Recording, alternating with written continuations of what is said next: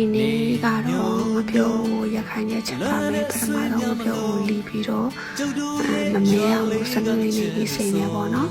အဲ့ဒါပြီးဒါတော့စီတက်ဖို့ပြင်ထားပါချက်သွန်ပြူနမဲရောင်းနေစနွေးလေးနဲ့ပေါ့နော်စီလေးတော့ပါလေးလာလေးမိုးလေးထည့်ထားတယ်ပမာပြီးအဲ့ဒါပြီးတော့ရေစိမ့်နဲ့စနွေးရေစိမ့်ထားတဲ့ငပြောလေးထည့်မယ်ဒီမှာတော့ရခိုင်ရတော့စီမသုံးပေါ့နော်ကျွန်မတို့စီနဲ့ထည့်မယ်ဒါပြီးရင်ရင်နှွေးဖြောထားတဲ့ငပိရည်လေးကိုလောင်းပြီးတော့ထည့်လိုက်ပါမယ်ဒါကတော့ရှောက်ပြီးတော့ဝင်ကြည့်တာအမှန်တော့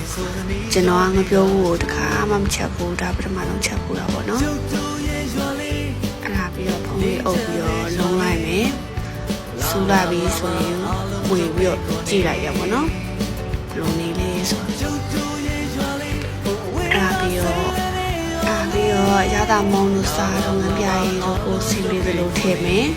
ထည့်ပြီးသွားပြီဆိုရင်ကျမတော့ဒီမကြီးရည်လေးပေါ့နော်ရင်နွေးနဲ့ဖြောထားလေးလောင်းပြီးတော့ထည့်မယ်ရင်နွေးရတော့ကိုကအပြည့်ကြအပြည့်ပေါ့နော်အကျဲကြအကျဲအစင်ပြီးသလိုထည့်ပြီးရတာရှိတယ်ရပြီးစားလေးပေါ့နော်မပြောဘူးချက်လေးရ